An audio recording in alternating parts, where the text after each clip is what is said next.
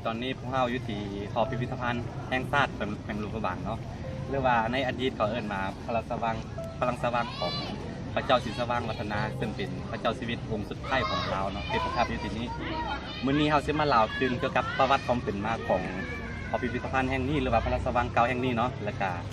สิมาเล่าคืนเรื่อง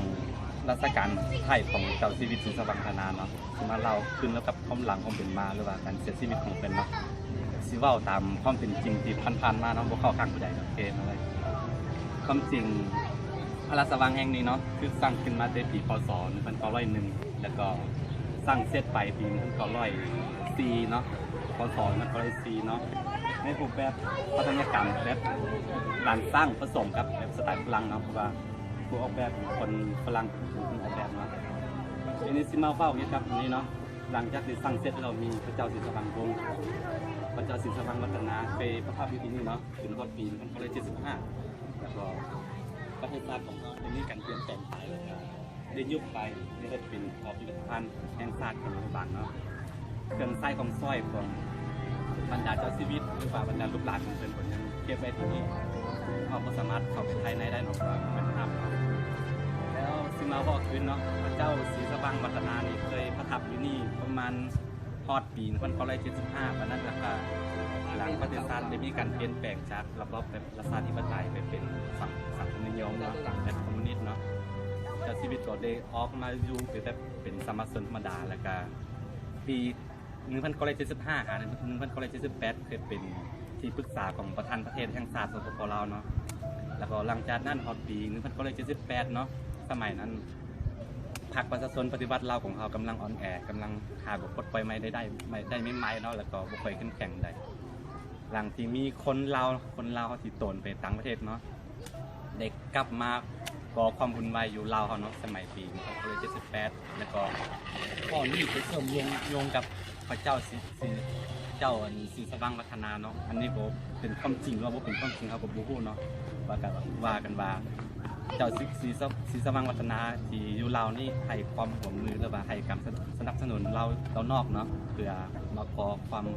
บ่สงบอยู่ลาวหั่นนะก็เลยว่าเป็นปัญหาเฮ็ดให้ทางสปป.ลาวของเราได้เชิญเจ้าศรีสว่างวัฒนาและก็ภรรยาของเพิ่นแล้วก็ลูกชายกบของเพิ่นเนาะชื่อว่าเจ้าวงสว่างเนาะออกไปสัมมนาอยู่เมืองเวียงไซแขวงหัวพันปัจจุบันนี่เนาะ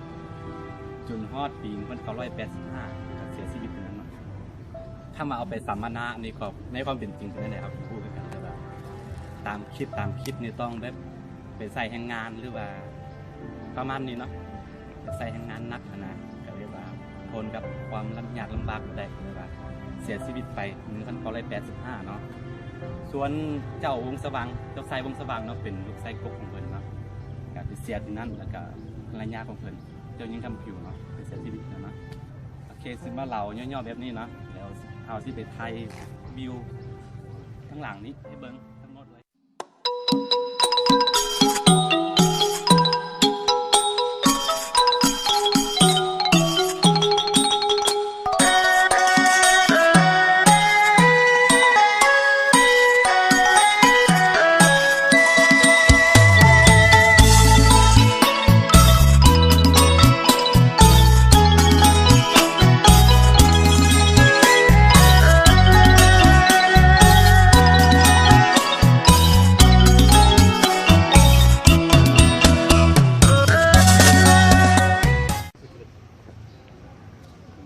Ponía a hablar con gente y se las aplicaba.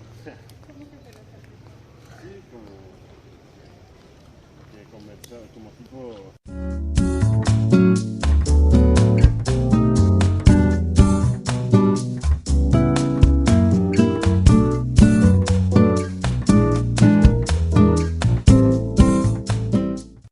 และนี่คือสื่อที่มาของเข้ามาหลวงพระบางเนาะ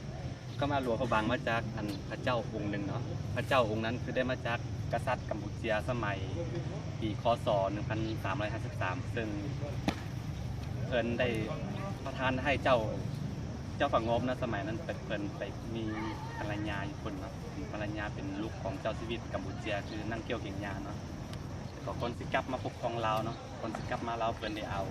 พระบางนี้ให้เจ้าฝั่งงบออกมานำเนาะก็เลยตั้งชื่อตามพระบางองค์นี้เนาะ ว่าเมืองหลวงพระบางเนาะเป็นที่มาของคำว่าซื้อหลวงพระบางเนาะ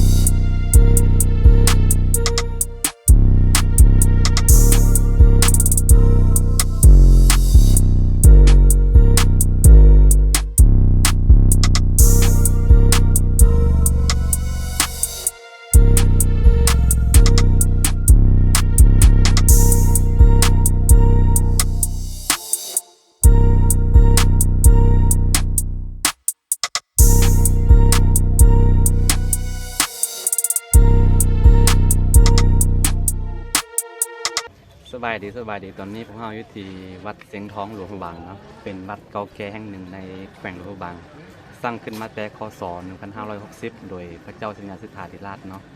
ตั้งอยู่ใกล้ๆแคมป์แม่น้ำคลองเนาะผู้ใดมาก็มาได้นะยุคแขวงหลวงพระบางเป็นวัดที่เก่าแก่ที่สุดในสไตล์ปัตยกรรมแบบลันสร้างเนาะงดงามดีมื้อนี้ซื้อนกมาคู่นึงสิปล่อยเอาบุญเนาะ20,000กีบมาคนเดียวบ่มีครูปล่อยคนเดียวเลยนะ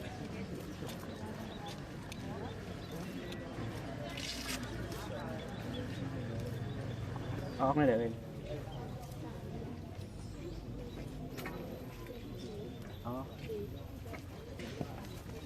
ปล่อยนกกันเอาบุญ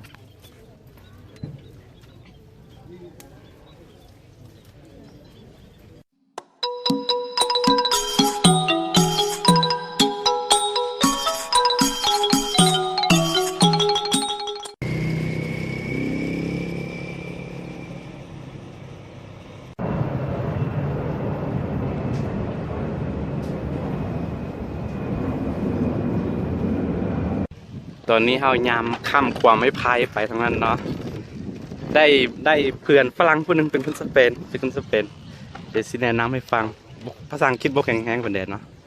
สำหรับตัวเองเด้เดี๋ยวสิเว้าให้ฟังนิดนึง Okay, hi. Tell me about yourself again for my friend. Okay, What's your my name? name is Eva, and I'm Where from Spain. Spain. Yeah. Spain. How old are you? Huh? How old are you? Oh, that's a secret. Secret.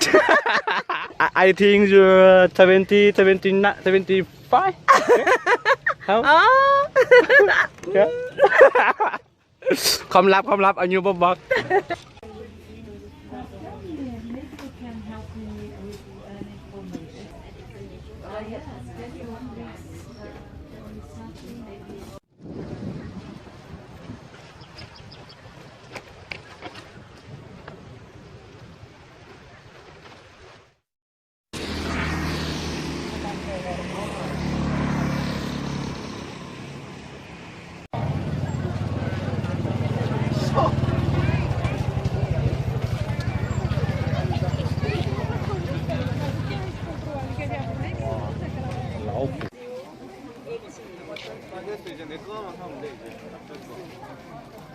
我想让他走的。